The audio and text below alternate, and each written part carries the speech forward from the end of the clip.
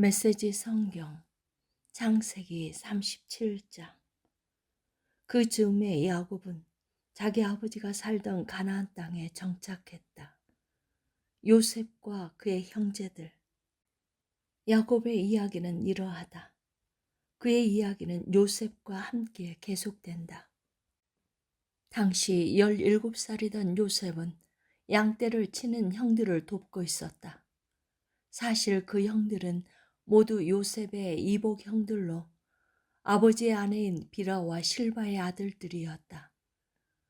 요셉은 형들에 대해 좋지 않은 이야기를 아버지에게 전했다. 이스라엘은 늙음하게 얻은 아들 요셉을 다른 아들들보다 더 사랑했다. 그래서 그는 요셉에게 정교하게 수놓은 겉옷을 지어 입혔다. 그의 형들은 아버지가 자기들보다 요셉을 더 사랑하는 것을 알고는 그를 미워했다. 그들은 요셉에게 말조차 건네지 않았다. 요셉이 꿈을 꾸었다. 그가 꿈 이야기를 형들에게 전하자 형들이 그를 더 미워했다. 요셉이 말했다. 내가 꾼 꿈 이야기를 잘 들어보세요. 우리가 모두 밖으로 나가 밭에서 밀집단을 모아들이는데 갑자기 내 단이 일어나 우뚝 서고 형님들의 단들은 내 단 주위로 빙 둘러서서 내 단에 절을 하더군요. 형들이 말했다. 그래서 어쨌다는 거냐?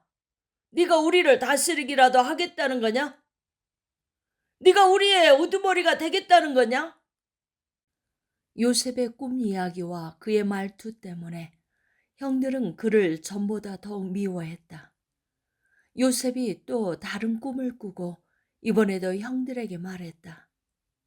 내가 또 다른 꿈을 꾸었습니다.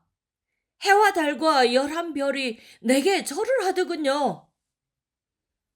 그가 그 꿈 이야기를 아버지와 형들에게 전하자 그의 아버지가 그를 꾸짖으며 말했다. 그 꿈 이야기가 다 무엇이냐? 나와 네 어머니와 네 형들이 다 네게 절하게 된다는 것이냐? 이제 형들은 드러내놓고 그를 시기했지만 그의 아버지는 그 모든 일을 마음에 새겨두었다. 그의 형들이 세겜으로 가서 아버지의 양떼에게 풀을 먹이고 있었다. 이스라엘이 요셉에게 말했다. 네 형들이 지금 양떼와 함께 세겜에 있다. 네가 네 형들에게 좀 다녀와야겠다. 요셉이 말했다. 그렇게 하겠습니다. 이스라엘이 그에게 말했다. 가서 네 형들과 양떼가 어떻게 하고 있는지 살펴보고 돌아와서 내게 알려다오. 그는 요셉을 헤브론 골짜기에서 세겜으로 떠나보냈다.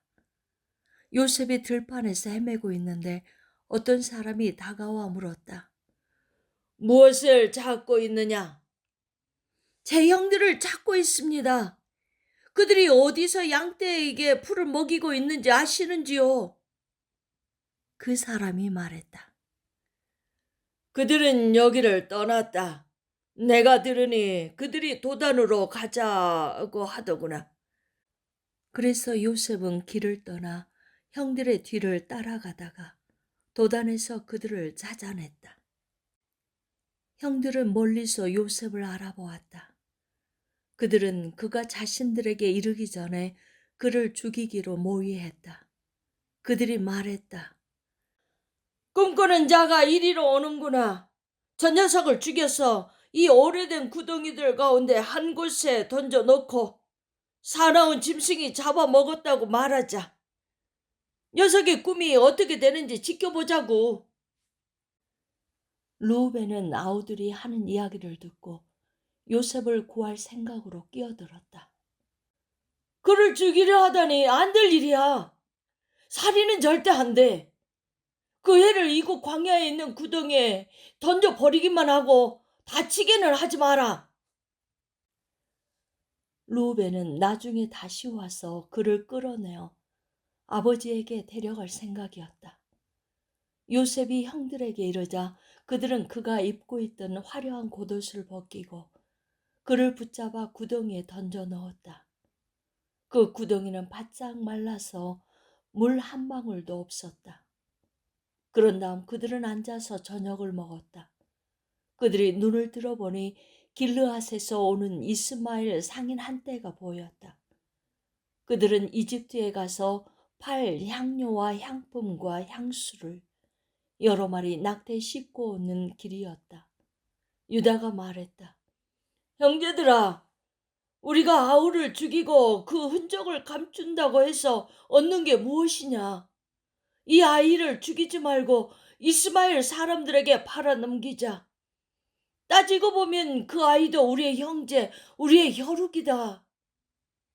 형제들이 그의 말에 동의했다. 그때 미디안 상인들이 지나가고 있었다.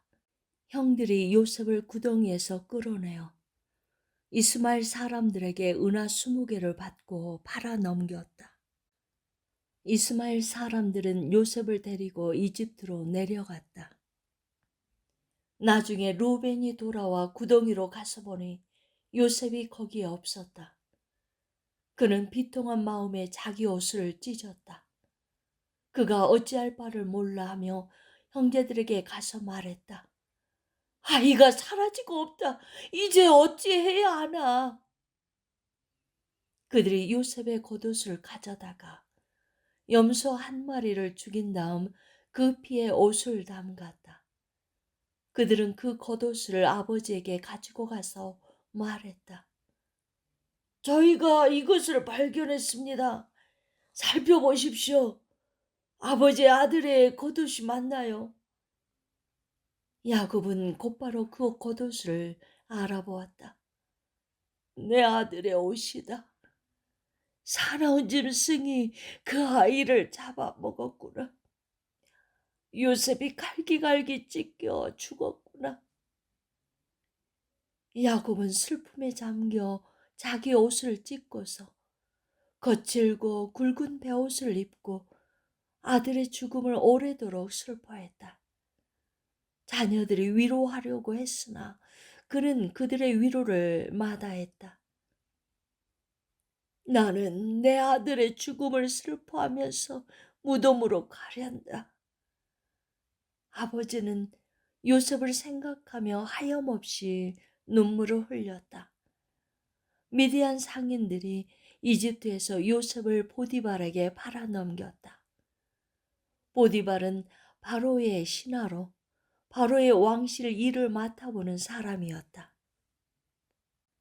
38장 유다와 다말. 그 무렵 유다는 형제들로부터 떨어져 나와 히라라고 하는 아둘람 사람과 함께 지내고 있었다. 그곳에 있는 동안 유다는 가나안 사람 수아의 딸을 만났다. 유다가 그녀와 결혼하여 잠자를 같이 하니 그녀가 임신하여 아들을 낳고 아이의 이름을 엘이라고 했다. 그녀가 다시 임신하여 아들을 낳고 아이의 이름을 오난이라고 했다. 그녀가 또다시 아들을 낳고 아이의 이름을 셀라라고 했다. 셀라를 낳았을 때 그들 부부는 거시베에 살고 있었다. 유다가 맏아들 엘에게 아내를 얻어주었다. 그녀의 이름은 다말이었다. 그러나 유다의 맏아들 엘이 하나님께 심히 악한 죄를 지어 하나님께서 그의 목숨을 거두어 가셨다. 유다가 오난에게 말했다. 가서 남편을 잃은 네 형수와 잠자리를 같이 하도록 하여라. 네 영의 혈통이 끊어지지 않게 하는 것이 동생인 네가 해야 할 도리다. 하지만 오난은 아이를 낳아도 자기 아이가 되지 못할 것을 알고 형수와 잠자리를 같이 할 때마다 형의 아이를 낳지 않으려고 정액을 바닥에 쏟았다. 그가 한 짓은 하나님을 크게 거스르는 일이었다. 하나님께서 그의 목숨도 거두어 가셨다. 그러자 유다는 며느리 다말을 찾아가서 말했다. 내 아들 셀라가 다 자랄 때까지 네 아버지 집에서 과부로 지내고 있거라. 그는 셀라마저 형들처럼 죽게 될까 걱정했던 것이다. 그리하여 다말은 자기 아버지 집으로 가서 살았다. 시간이 흘러 유다의 아내 곧 수아의 딸이 죽었다. 애도 기간이 끝나자 유다는 아둘람 사람인 친구 히라와 함께 양떼의 털을 깎으러 딥나로 갔다. 다말은 네 시아버지가 양떼의 털을 깎으러 딥나로 갔다는 소식을 전해 들었다. 그녀는 과부의 옷을 벗고 노을로 얼굴을 가려 남이 알아보지 못하게 한 다음 딥나로 가는 길에 있는 에나임 입구에 앉아 있었다. 그녀는 셀라가 다 자랐는데도 유다가 자기를 그와 결혼시키려 하지 않는다는 것을 알고 있었다. 유다는 너울로 얼굴을 가리고 있는 그녀를 보고는 장녀라고 생각했다. 그는 길가에 있는 그녀에게 다가가 말했다. 오늘 밤 함께 보내자. 유다는 그녀가 자기 며느리인 줄을 전혀 알지 못했다. 그녀가 말했다. 그 값으로 내게 무엇을 주겠습니까? 유다가 말했다. 내 가축대에서 새끼 염소 한 마리를 보내겠다. 그녀가 말했다. 그것을 보낼 때까지 내게 담보물을 맡기면 그렇게 하겠습니다. 담보물로 원하는 게 뭐냐? 그녀가 말했다. 어르신이 갖고 있는 줄 달린 도장과 지팡이를 주십시오. 유다는 그것들을 다말에게 건네고 잠자리를 같이 했다. 그녀가 임신하게 되었다. 그녀는 그곳을 떠나 집으로 돌아가서 노을을 벗고 과부의 옷을 다시 입었다. 유다는 친구인 아둘람 사람 편에 새끼 염소를 보내며 그 여자에게서 담보물을 찾아오게 했다. 그러나 그 친구는 그녀를 찾지 못했다. 그래서 그곳 사람들에게 물었다.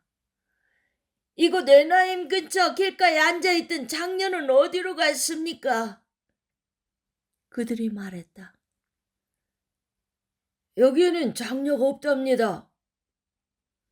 그가 유다에게로 돌아와서 말했다. 그 여자를 찾을 수 없었네. 그곳 사람들이 거기에는 장녀가 없다고 하더군. 유다가 말했다. 담보물을 가질 테면 가지라지. 우리가 계속 찾아다니면 다들 우리를 보고 손가락질 할 것이네.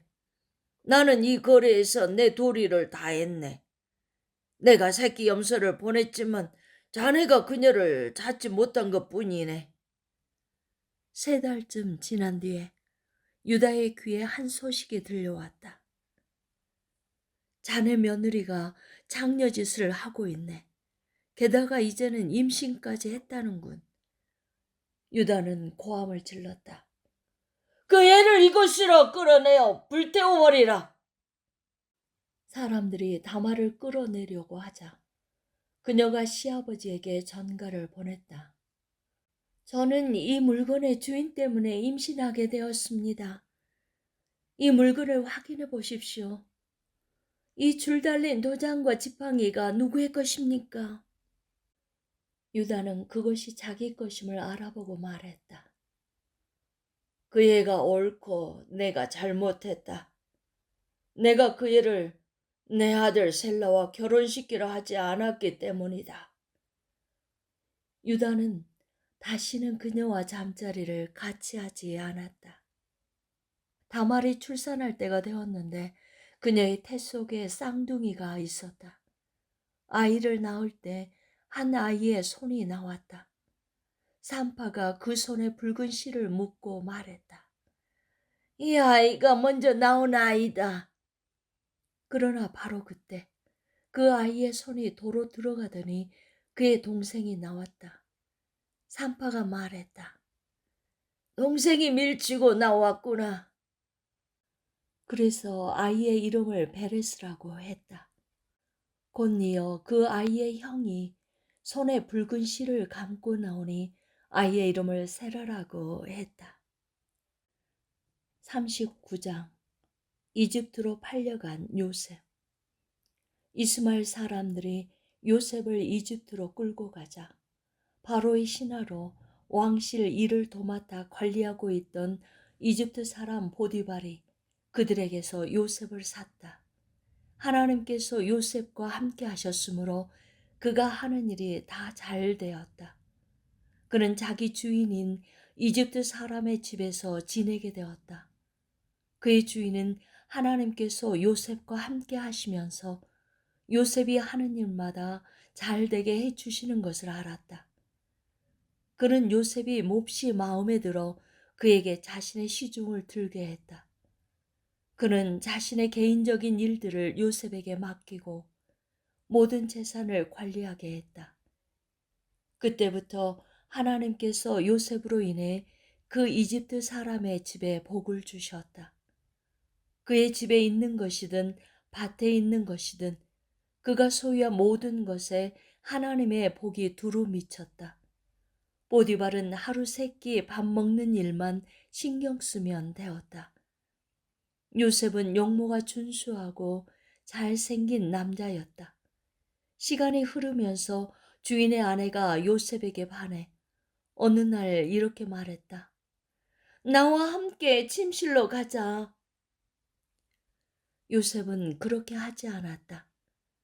그는 주인의 아내에게 말했다. 보십시오. 주인께서는 모든 소유를 제게 맡기시고 집안일에 대해서는 일절 신경 쓰지 않으십니다. 그분은 저를 동등한 사람으로 대해 주셨습니다. 다만 그분께서 제게 맡기지 않으신 것이 있는데 바로 당신입니다. 당신은 주인님의 아내이기 때문입니다. 그런데 제가 어떻게 그분의 신뢰를 저버리고 하나님께 죄를 짓겠습니까? 그녀가 하루도 빠지지 않고 날마다 졸라댔지만 요셉은 뜻을 굽히지 않았다. 그녀와 같이 자기를 거절한 것이다. 그러던 어느 날 요셉이 일을 보러 집으로 들어갔는데 그날따라 집안의 종들이 아무도 없었다. 그녀가 그의 겉옷을 붙잡고 말했다. 나와 함께 침실로 가자. 요셉은 그녀의 손에 겉옷을 버려두고 집 밖으로 뛰어나갔다. 그녀는 그가 겉옷을 자기 손에 버려두고 뛰쳐나간 것을 알고는 종들을 불러 말했다. 이것 좀 봐라. 저 히브리 놈이 본색을 드러내서 너희 모르게 나를 유혹하려 하는구나. 저놈이 나를 욕보이려고 해서 내가 크게 소리를 질렀더니 내 고함과 비명소리를 듣고는 이렇게 겉옷을 내 손에 버려두고 밖으로 도망쳤다. 그녀는 자기 주인이 집에 돌아올 때까지 요셉의 겉옷을 가지고 있다가 그에게 같은 이야기를 들려주었다. 당신이 데려온 히브리 놈이 내 뒤를 쫓아와서 나를 희롱하려고 하지 뭐예요. 내가 소리치고 비명을 질렀더니 이렇게 자기 겉옷을 내 손에 버려두고 밖으로 도망쳤답니다. 요셉의 주인은 이게 다 당신의 종이 벌인 일이에요. 라고 하는 아내의 이야기에 격분했다. 그는 요셉을 붙잡아 왕의 죄수들을 가두는 감옥에 쳐넣었다. 그러나 하나님께서는 그곳 감옥에서도 여전히 요셉과 함께 하셨고 요셉에게 인자를 베푸셔서 간수장과 가까운 사이가 되게 하셨다. 간수장은 요셉에게 모든 죄수를 맡겼고 요셉은 모든 일을 잘 처리했다. 간수장은 요셉에게 자유를 주고 전혀 간섭하지 않았다. 하나님께서 요셉과 함께 하시면서 그가 하는 일마다 최선의 결과를 낳게 해주셨기 때문이다. 40장. 관리들의 꿈을 해석하다. 시간이 흘러 이집트 왕의 술잔을 맡은 관리와 빵을 맡은 관리가 자신들의 주인인 이집트 왕의 뜻을 거스리는 일이 있었다. 바로는 두 관리, 곧 술잔을 맡은 관리와 빵을 맡은 관리에게 크게 노하여 그들을 감옥에 가두고 경호대장의 감시를 받게 했다. 그들이 갇힌 곳은 요셉이 갇힌 것과 같은 감옥이었다. 경호대장은 요셉에게 그들의 시종을 들도록 지시했다. 감옥에 갇힌 지 얼마 뒤에 술잔을 맡은 관리와 빵을 맡은 관리가 같은 날 밤에 꿈을 꾸었는데 각자의 꿈이 저마다 의미를 가지고 있었다. 요셉이 아침에 그들에게 가보니 둘 다 기운이 없어 보였다. 그래서 그는 자신과 함께 갇혀 있는 바로의 두 관리에게 물었다. 무슨 일입니까? 어째서 얼굴에 수심이 가득합니까? 그들이 말했다. 우리가 각자 꿈을 꾸었는데 그 꿈을 해석해 줄 사람이 없어서 그러네. 요셉이 말했다. 꿈의 해석은 하나님께로부터 오는 것이 아닙니까? 어떤 꿈을 꾸었는지 이야기해 보십시오. 술잔을 맡은 관리가 먼저 요셉에게 자기 꿈을 이야기했다. 꿈에 보니 내 앞에 포도나무가 있는데 가지가 3개 달려있더군. 싹이 나고 꽃이 피더니 포도송이들이 익는 거야. 나는 바로의 술잔을 가지고 있었는데 그 포도송이들을 따서 바로의 술잔에 짜 놓고는 그 잔을 바로께 올려드렸네. 요셉이 말했다. 그 뜻은 이렇습니다. 가지 셋은 사흘을 뜻합니다.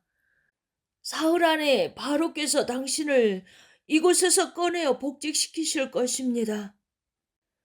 당신은 술잔을 맡은 관리였을 때와 똑같이 바로께 술잔을 올려드리게 될 것입니다.